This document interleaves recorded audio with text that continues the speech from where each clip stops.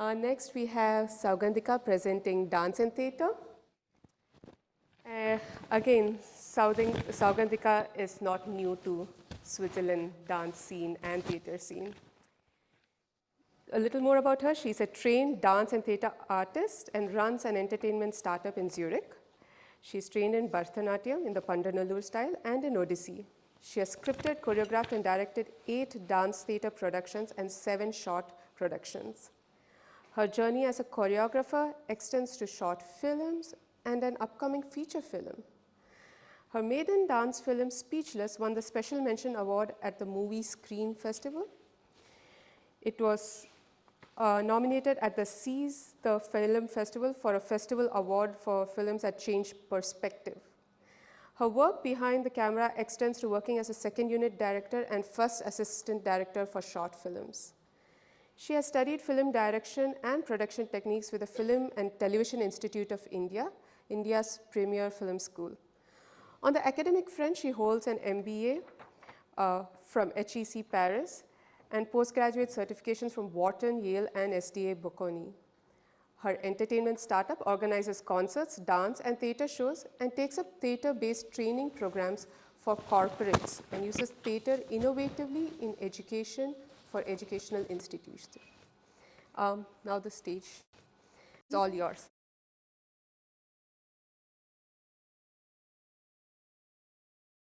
Namaste to all of you. Namaste, Vijay ma'am. In short, because she doesn't have the text with her right now, what is it that I'm going to be presenting today? So I'm asking 2 questions.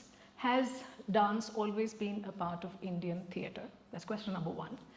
And question number 2, what can we as Indian classical dancers learn from theatrical aspects? So these are the 2 things that I'll be dealing with in today's presentation. And the reason why I'm taking the first part of the presentation is when I present a particular dance theatre, my theatre friends tell me, too much of dance. And dance friends tell me, too much theatre. But it's time we realize that there's a lot of dance that has gone into theatre, and there's a lot of theatrical elements that we already have in the dance, but there is something that we can take from theatre as we see it today. So that's the reason why I selected the first part of today's presentation. So, yeah, you can move it a little ahead.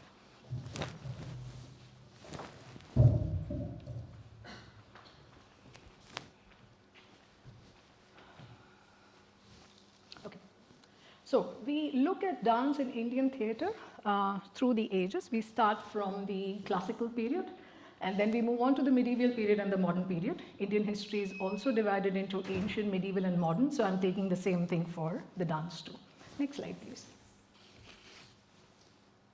The oldest dance theatre form that exists from then till today is Kutiyattam. That's Dr. G. Indu from the Nepatya School of Kutiyattam. And if we have time, then I will speak more about it later, but I have a lot to cover, so I'll run through. Now, if you look at the right-hand side, you have a book cover there called Silappatikaram. Silappatikaram is a Tamil classic. It's an epic, and it was written in the 2nd century, and it was written by Ilango Adigal. And this play is one of the most popular plays that are performed, or rather whether it's theatre, whether it's dance, it's performed till date.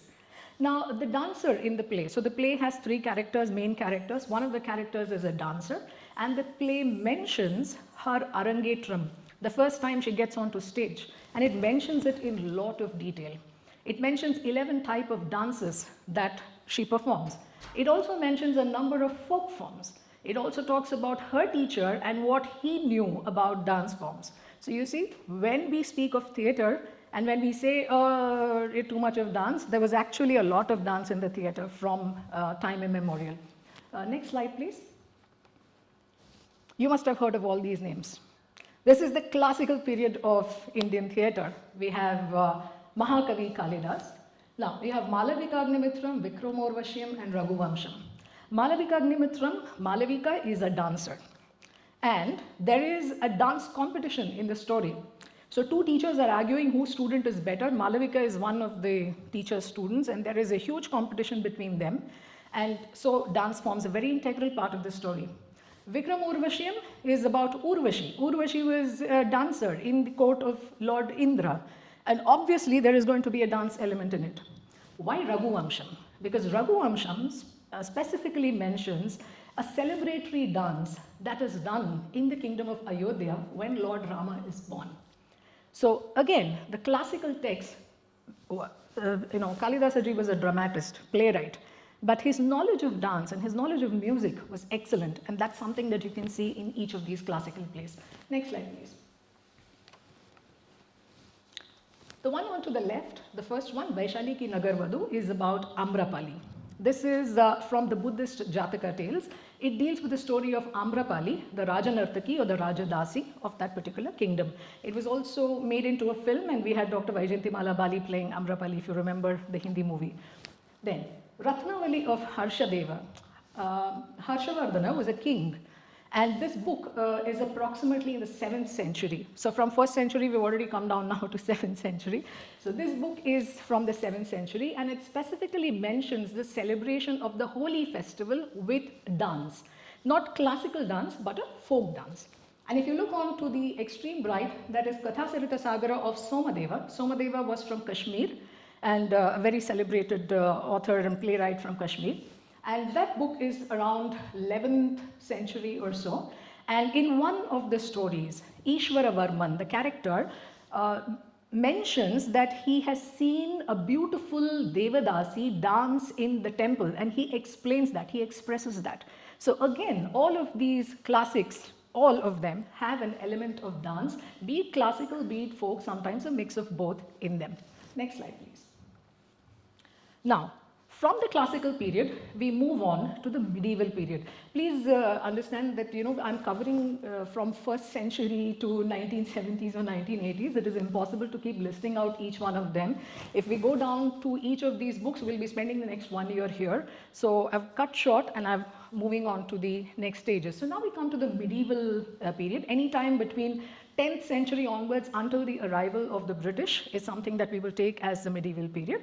Now, during this time, Sanskrit theatre takes slight backseat, and folk theatre or theatre from the regional areas becomes important. Now, the moment you see this, you would be reminded of a Lavani dancer. Am I right? If most of you would think of a Lavani dancer. We always know about Lavani as a folk dance. That's because in the 50s and 60s, the Marathi movies used Lavani dances to a great extent in their movies. So the dance form became famous. But Lavani is actually a part of a folk theatre called Tamasha.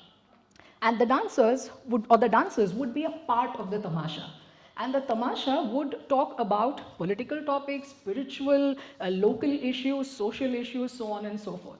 So again, dance has a very, very strong element, whether it is classical theatre or whether it is folk theatre. Now, during this time, we also see the emergence or the popularity of other dance forms. For example, Kathakali. Next slide, please. Now, along with Kathakali, it's not that Kathakali wasn't there. The roots are already there in 200 CE itself, but they become prominent during this time.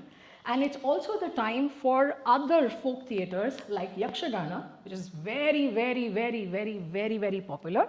And of course, other forms of theatre in different parts of the country, one among them being Kuchipudi dance drama.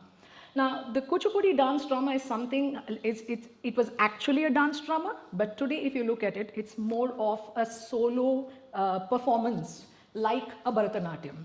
But actually, it started off as a dance drama. Now, all of these forms, they have specific dances for entry and exit of characters. There's a specific way in which the character is introduced. Those songs are known as Dhruvas or Darus, and they're extremely popular. And also, one of the other forms you have during this time is the Melatur Bhagavata Melam from Tamil Nadu.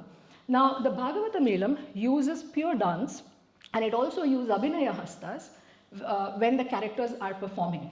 And this pure dance elements and the Abhinaya Hastas are taken from Bharatanatyam. So all of the theatre that you have, the dances that are used in that are highly influenced by classical dance or by folk dance. Yeah? Next slide, please. Now we move on to the modern period. The British have arrived. The way dancers are looked at has changed. The way dancers have looked at has changed. And the Devadasi or the Rajadasi who used to perform is suddenly looked upon as un-Victorian and therefore given the title of Nautch girl. So they end up getting into disrepute. And people from good families do not want their daughters to learn dance. This is typically what's happening during this time. But during this time, in Maharashtra, you see the rise of Sangeet Nataks, which is basically musical theatre. There is no dancing, 99.5% of Sangeet Nataks do not have a dance element, but there is an exception, and this is the exception. This is a Sangeet Natak called Pandit Raj Jagannath. And the story is, there really was a character called Pandit Raj Jagannath. He teaches dance to Shah Jahan's adopted daughter Lavangika and to her friend Kalia. And there is love that happens between Pandit Raj Jagannath and Shah Jahan's adopted daughter. Now, the character is true, but whether the love story happened or not, or whether it was a part of the dramatist's imagination, that we don't know. This was scripted by Vidyadhar Gokhaleji, and playing the character of Pandit Raj Jagannath is a very celebrated artist called Bhalachandra Pendharkar or Anna Pendharkar. And this was put up by the Lalit Kala Darsha, the company Lalit Kala Darsha. Lalit Kala Darsha has been very kind enough to allow me to use both these pictures. And if you see here, you find Kalia, who's doing Kathak. And this piece was choreographed by Guru Parvati Kumar specifically for this Sangeet Natak. Now, next slide, please. You see the other character. This is Shah Jahan's daughter, Lavangika. That's a character of Lavangika. So, in spite of being a form where mostly dance is not used, even there you find an exception and you find a dance appearing. But other than that, the Sangeet Nataks also used the Launi Tal. What is a Tal? The meter at which the song is set, because they were completely musicals. They borrowed from classical music, they borrowed from folk music, so they also borrowed from music which was used specifically in dance. Next slide, please. Now comes the era of Tagore's dance dramas. So this is the modern period. In Maharashtra, you have Sangeet Nataks.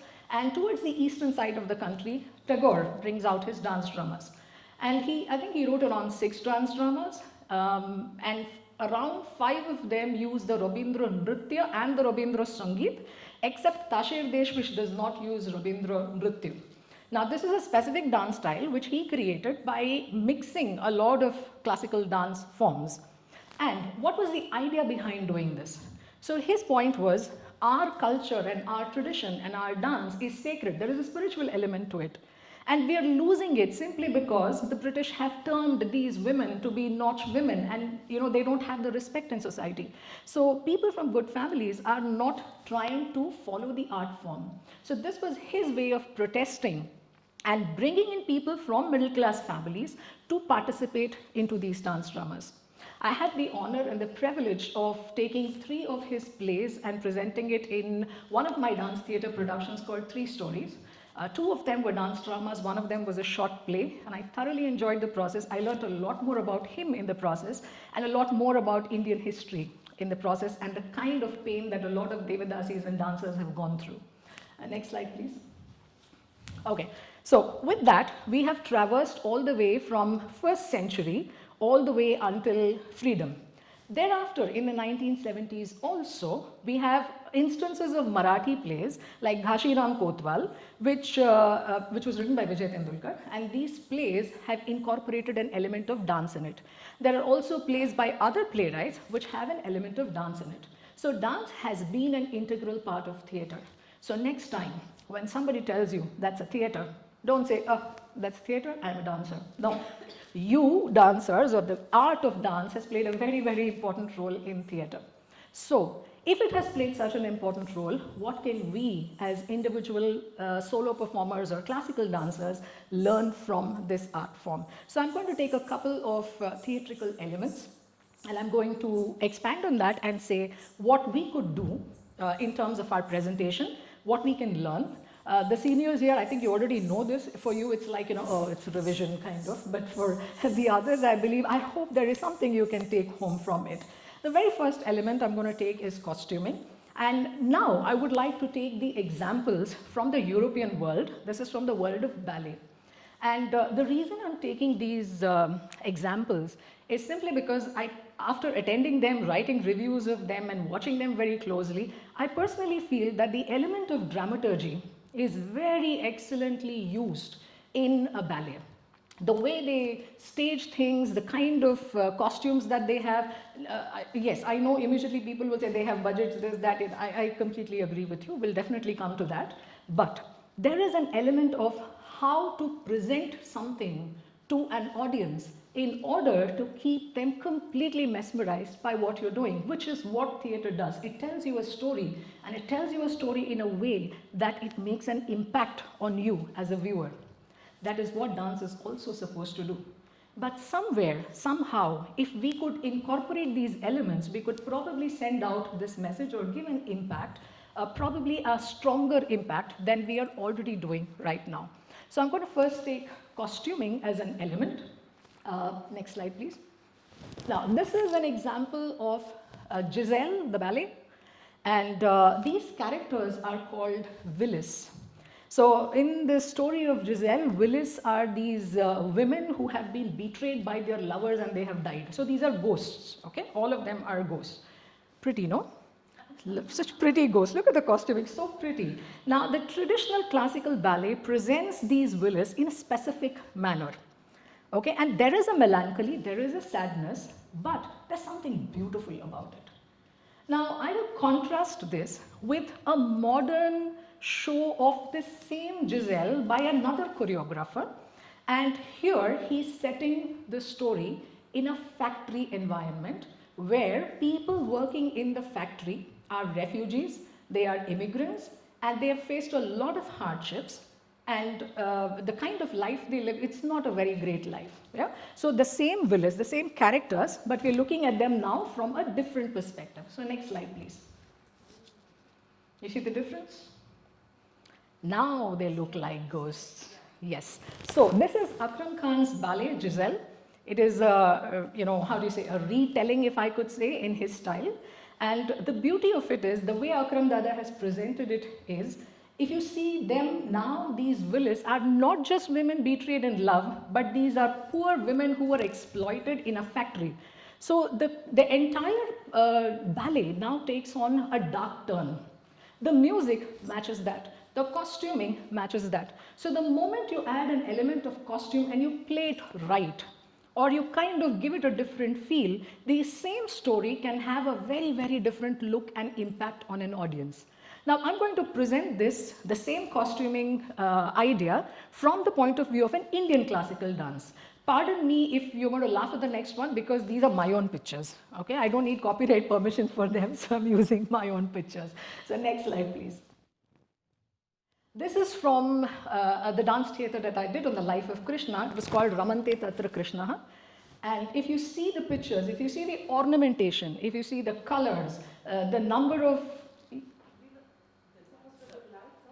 okay, you want this light off. You can't see. Could you see the previous ones? Not very. Okay. Can you go back to the previous ones so just to get a look at it? Okay, so should I reduce the light? Yes, you can.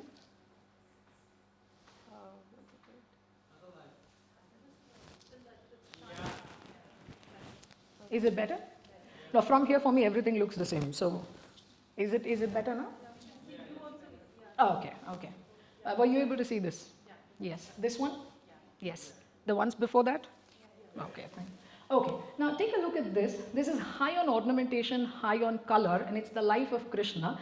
We had 10 people on stage here. Each was playing a different role. So we obviously could afford to have each one dressed in the same way because we didn't have too many costume changes there.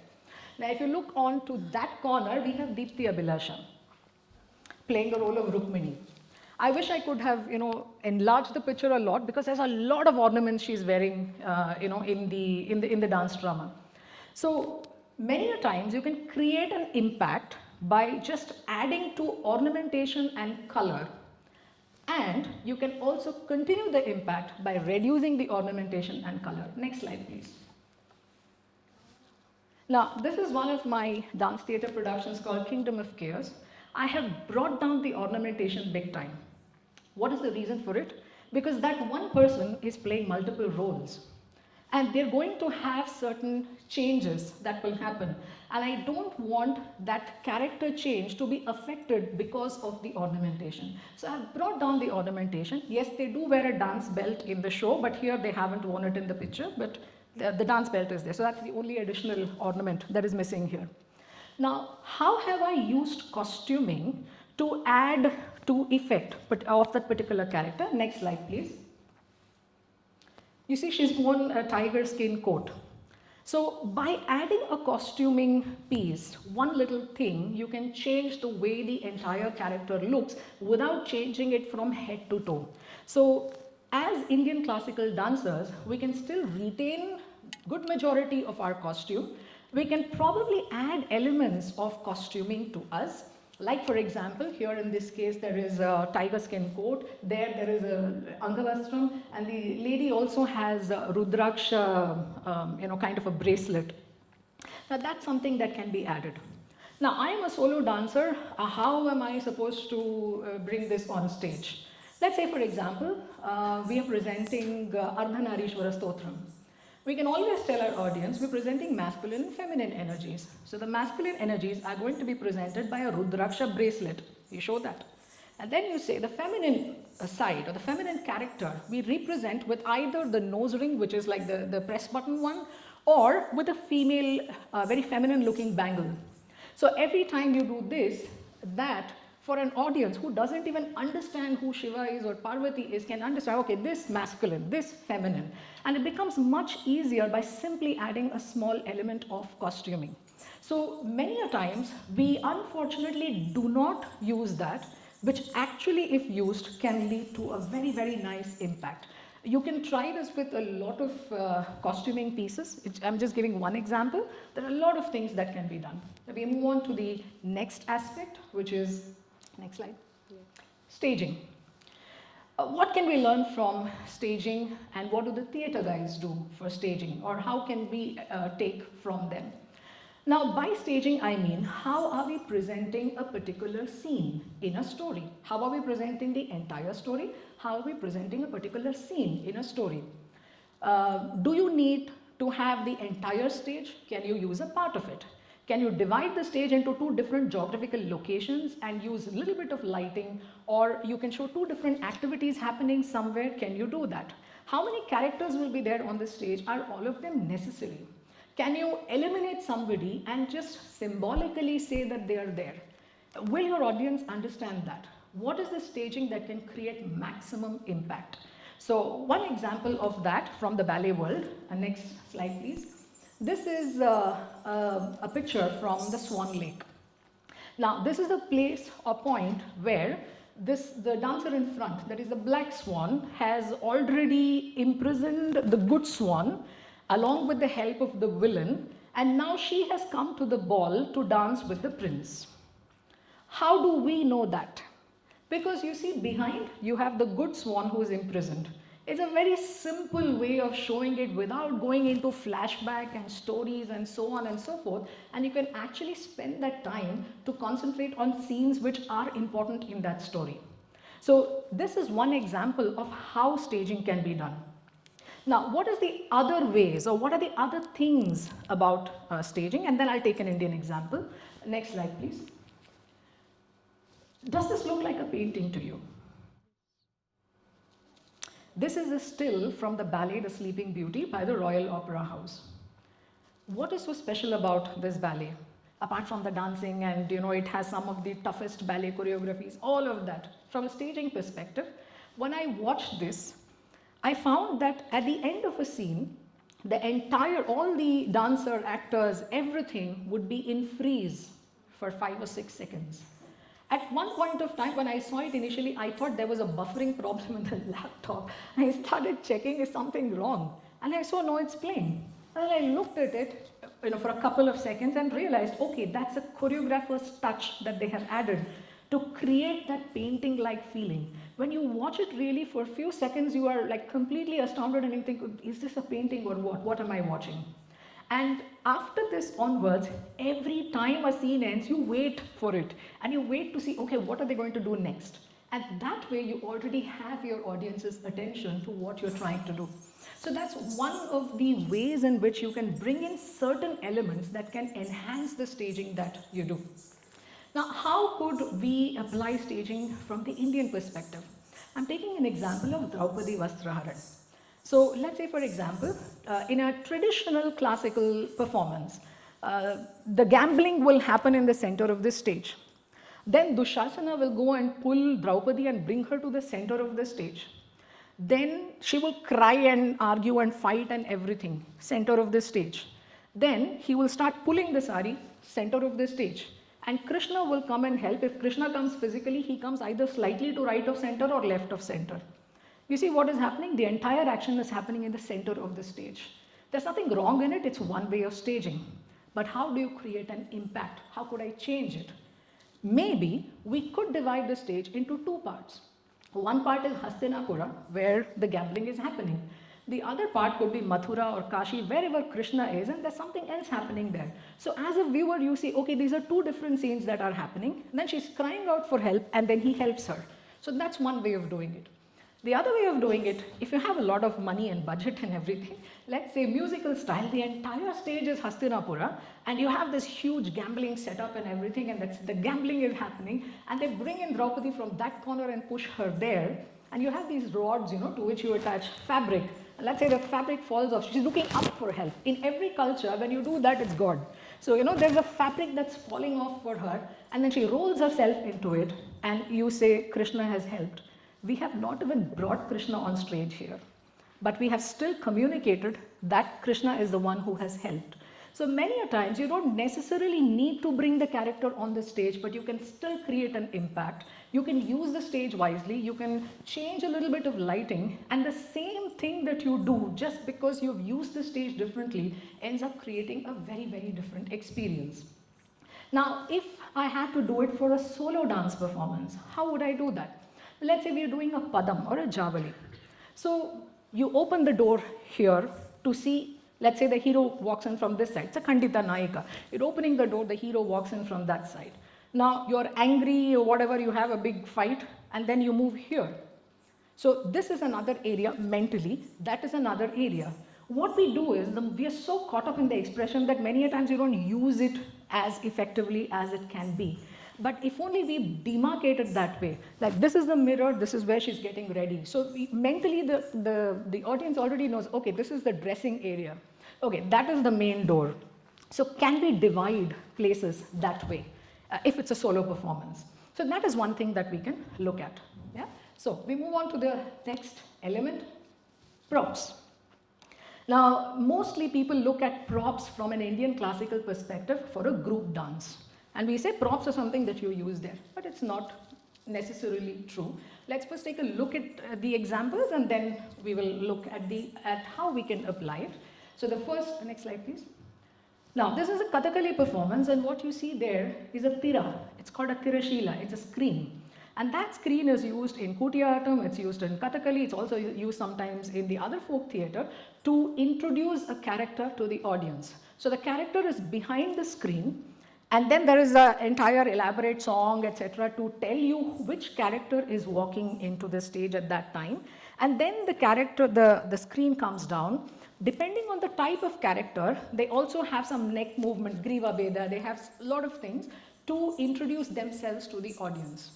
So this prop, this screen or this cloth is one prop that can be used.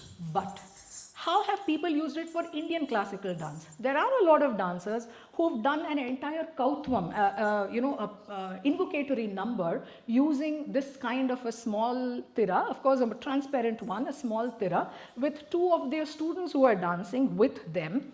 And the entire thing has been presented using a piece of cloth there, which becomes an active part of that particular dance performance.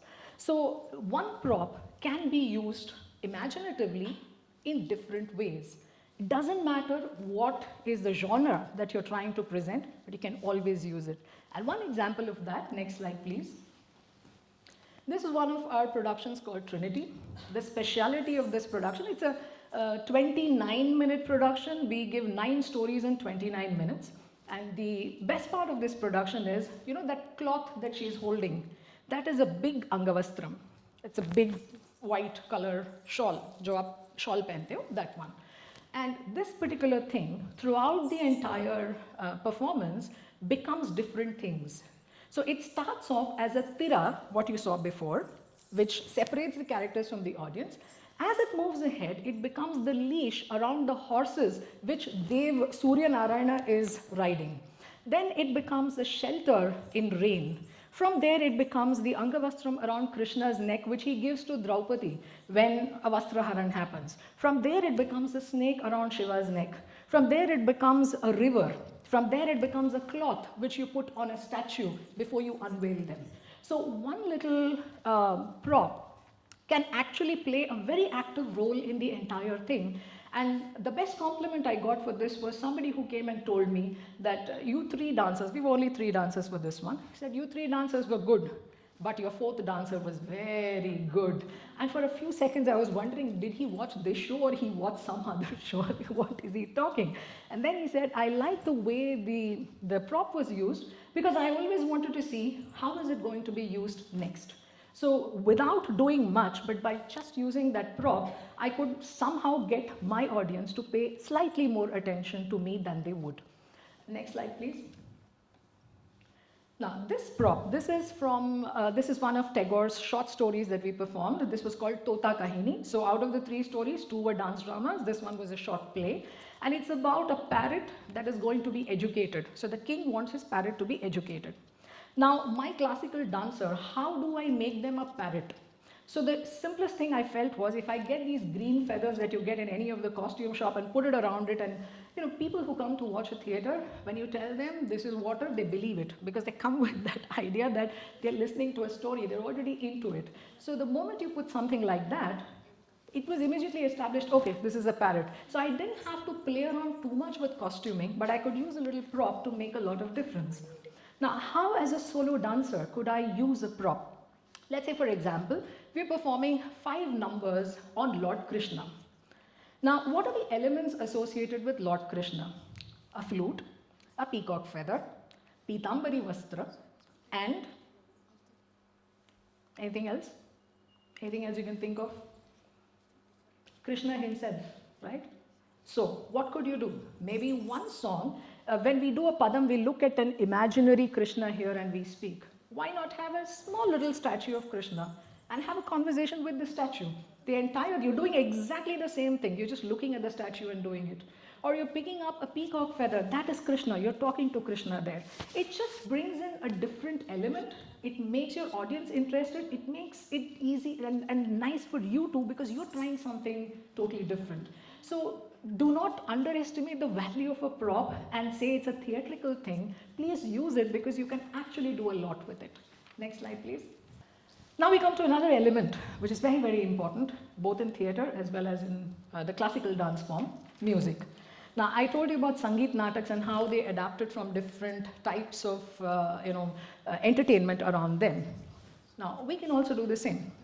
Now, it doesn't mean that we have to use folk music. That's not what I mean. What I mean is, let's say when we do a Sanchari, in a Carnatic composition, we keep repeating the same line 10 times, 15 times, because we do it in different ways and then we want to expand on the story. We want to do a Sanchari. Instead of repeating the line with a vocalist, could we probably ask our instrumentalist, play some Kalpana Swaras, do a Manodharmam there.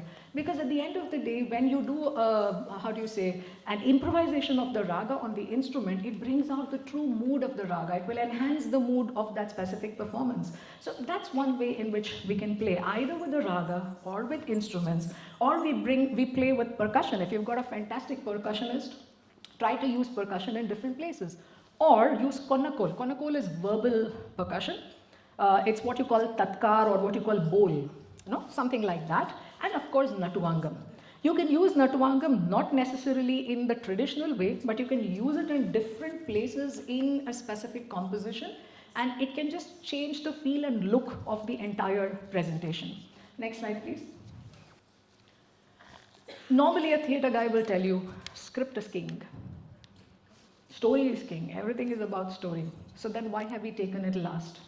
Because for them, they need to write something.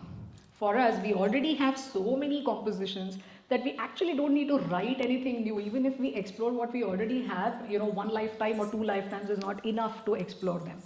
So why script, and what is it that we as individual solo classical dancers can do with lyrics or text? Every text, every composition has three layers to it. One is a literal meaning, where you get, let's say for example, your mythological story in it. There is an element from the Puranas, etc. There is a story, and that is what we present. Then comes a level which is philosophical. The same thing has a philosophical meaning, a spiritual meaning. And then there are different angles to look at it. For example, beauty can be one angle to look at. The same composition may talk about beauty of the Lord. The same composition may talk about the location where the temple of the god is located. So there are different aspects to a composition. Many a times we concentrate so much on the mythical aspect of it, on bringing the story, that the other elements unfortunately don't receive as much attention. Could we change the way we present that?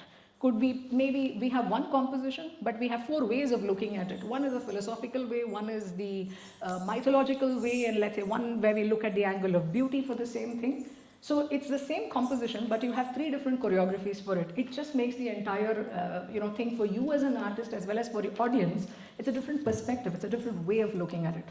Similarly, when we look at a text, I'll give you an example of Rangapura Vihara. It's a composition by Muthuswami Dikshita, very famous composition.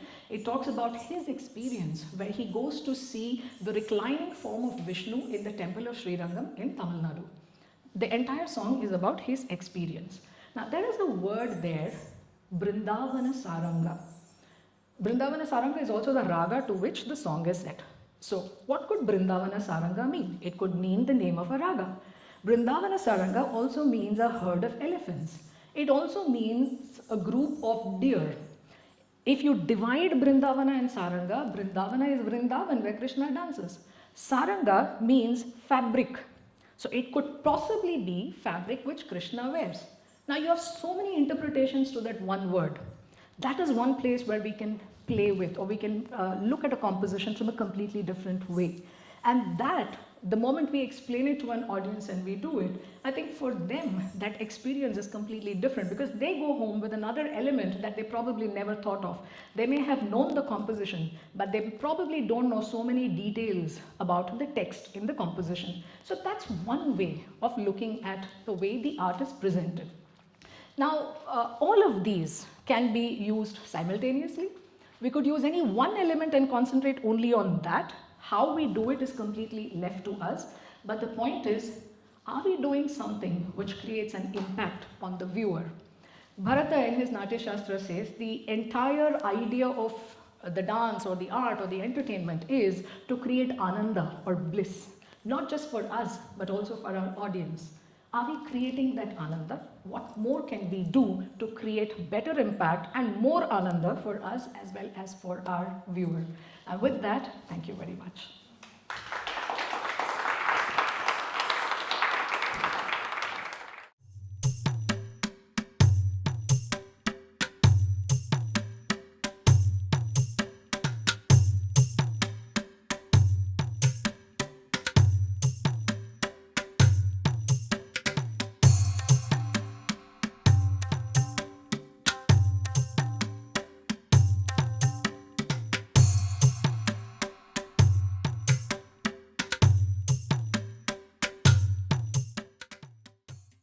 I will quickly continue on to the next program. It is Bani Bharanam. It's Bani Bharanam, a celebration by Pranita Kamath and Kritika Natarajan. Both seasoned performers in Switzerland, they have come together to display this unity and diversity in a way. Dr. Pranita Kamath holds a diploma in Bharatanatyam and has over 13 years of experience as a performer. She is currently a disciple of Dr. Anita Vallabh. As a biomedical scientist, Pranita is involved in using Bharatanatyam vocabulary in communicating and teaching science topics. She is the founder of Natya Chitra, an organization that develops educational books on Indian dance for students of all age groups. Kritika. Kritika is a dance teacher and has been imparting dance training to to aspirants in Geneva since 2008. She has performed her Arangetram at the Music Academy in Chennai in 2000 under the tutelage of Dr. Guru Shobhana Chandrakumar, dancer and actor. Prior to that, she underwent training from Guru Sri Priya Raghuveer and Guru Srimati Radhika Raghuveer. Currently, she is training virtually under the guidance of Guru Srimati Sita Lakshmi Subramaniam, Artistic Director of Sushobhanam Academy of Classical Arts, Chennai. So what will they be performing? India has a rich culture. Dance contributes majorly to this richness with its many dance forms.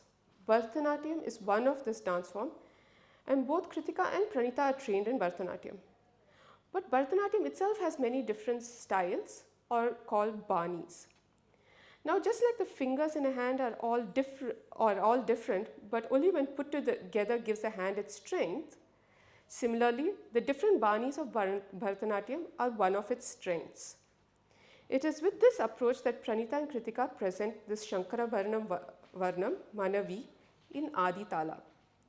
The first half will be presented in the Kalakshetra style, Kalakshetra Bani, choreographed by Rukmini Devi Arundel, and the second is in the Varavur Bani, choreographed by Sita Lakshmi Subramaniam.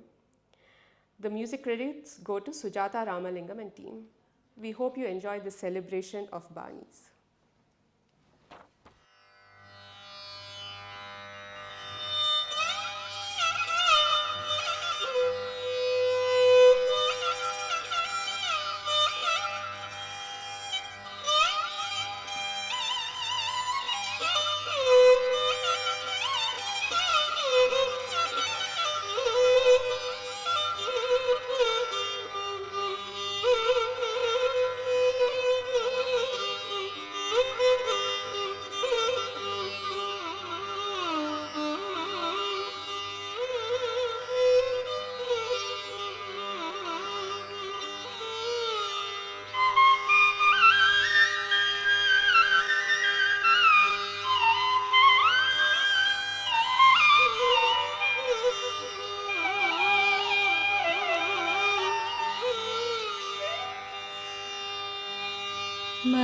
Manavin Jepona Radha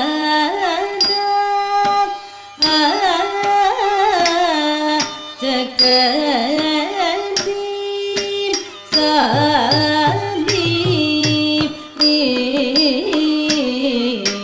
Manavin Jepona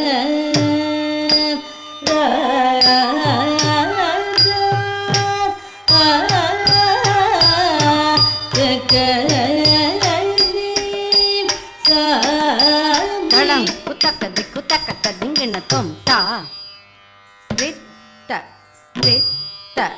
kinna ta ka na ka dham ta dham ta ta ritta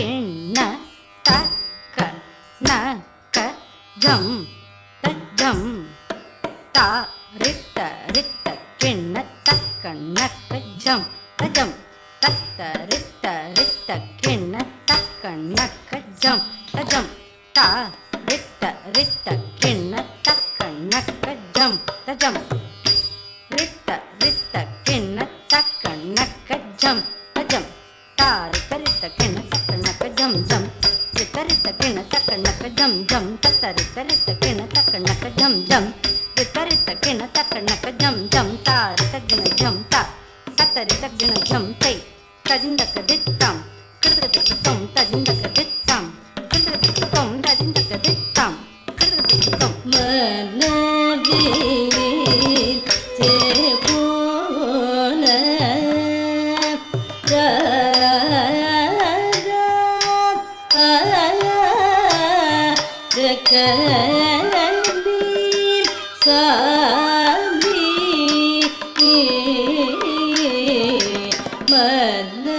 Manavin Jepona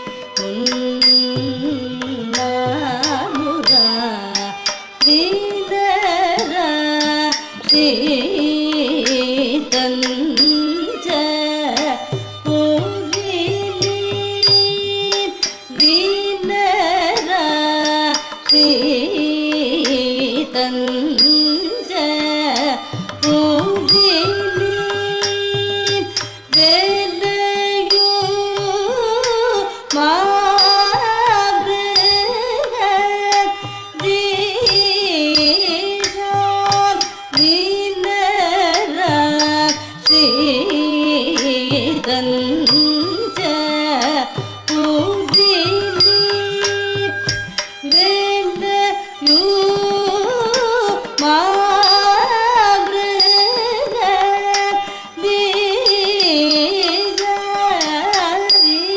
வினர ஸ்ரீதல்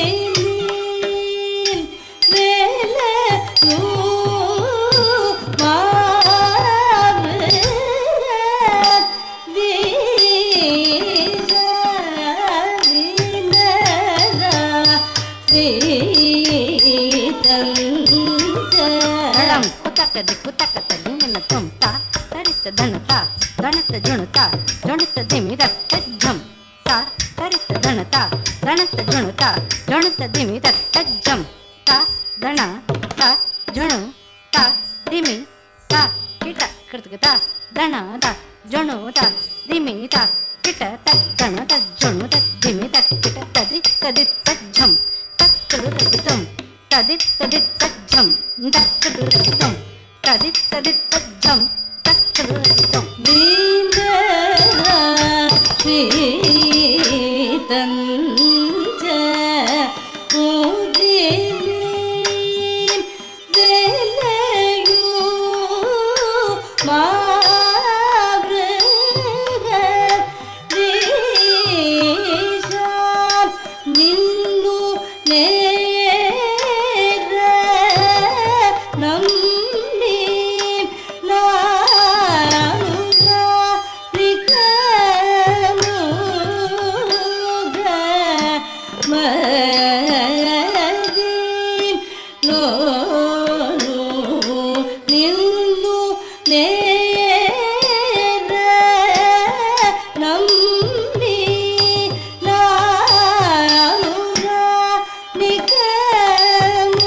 நிகமுக மதி லோலு நின்னு நேர நம்மீ நானுரா நிகமுக மதி லோலு நின்னு நேர நம்மೀ ನಾನುರಾ ನಿಗಮುಗ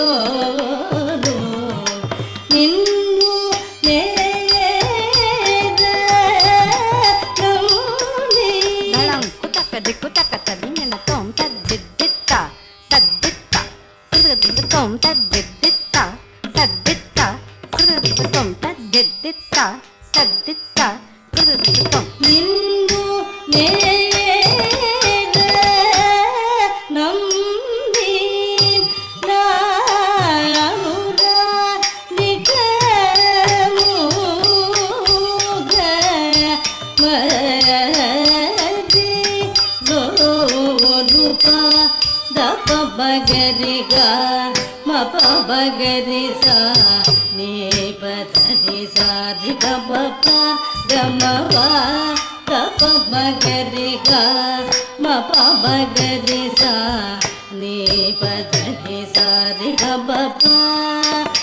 గరి సా సరి గ ప ప గ మ ప ద ని సా ద ప మ ప మ గరి సా ని ప ద ని ప న వి చే పు న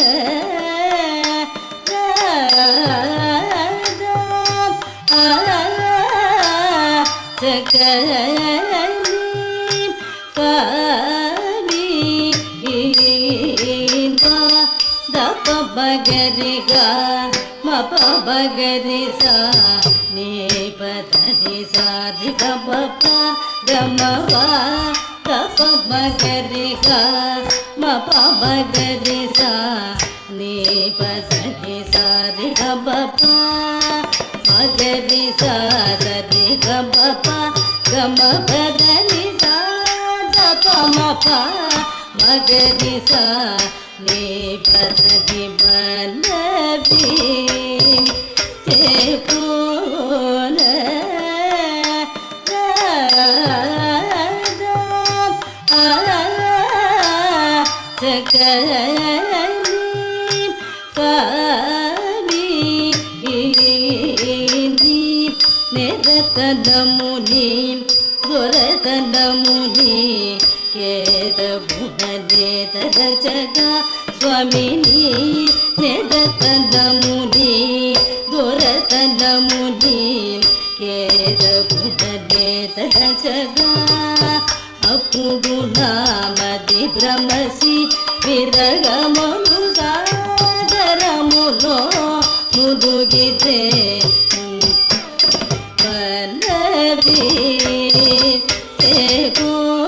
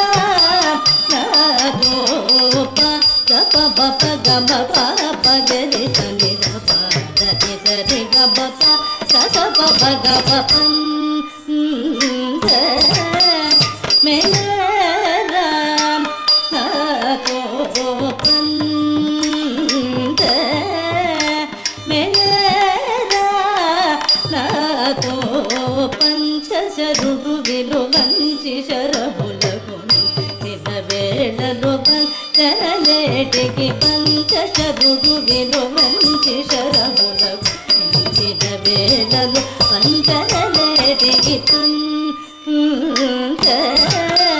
మేళరా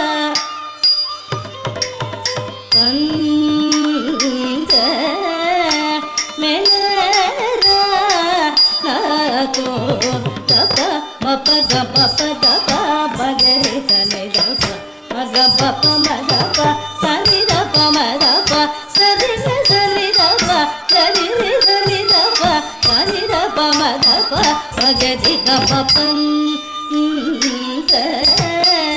మేళరా నాతో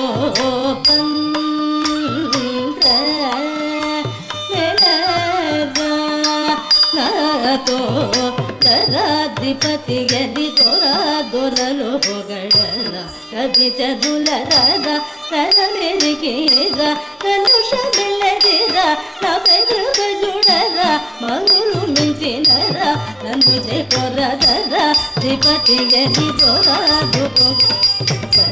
రవి జనుల తర తనమెరిగిర కలుష మెల్లదిర నా పెరుగ జుడర మరులు మించినర నన్ను చెకొర మేళరా నాతో మేళరా నాతో మేళరా నాతో రిజలి రజలి రప భగ పప దప సని దప భగ మా పదని రిజలి రజలి రప భగ పప దప సని దప భగ మా పదని దప పద దని నిజ సరి రి రి గ సని దని ర సని పప పద ని నిజ సరి రి రి గ సని దని ర దని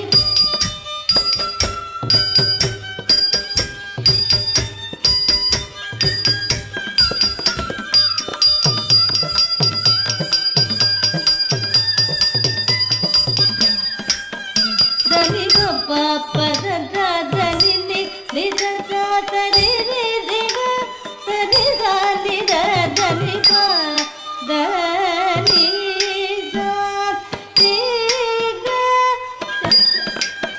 దని గప్ప పద దని నిజ సరి రి రి గ సరి దని ర దని గప్ప ప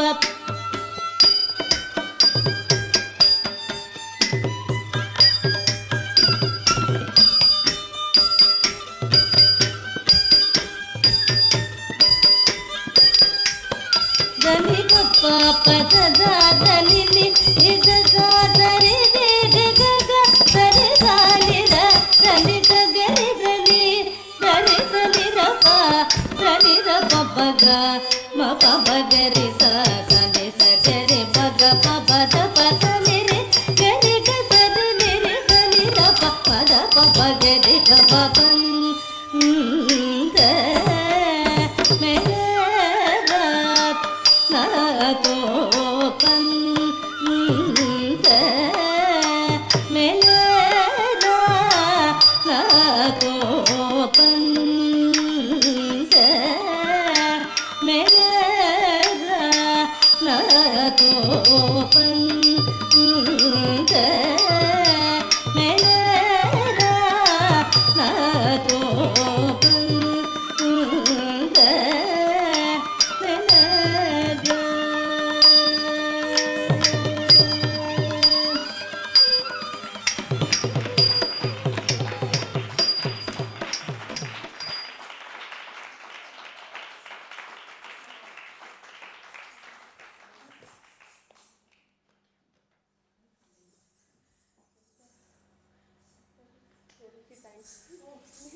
You want to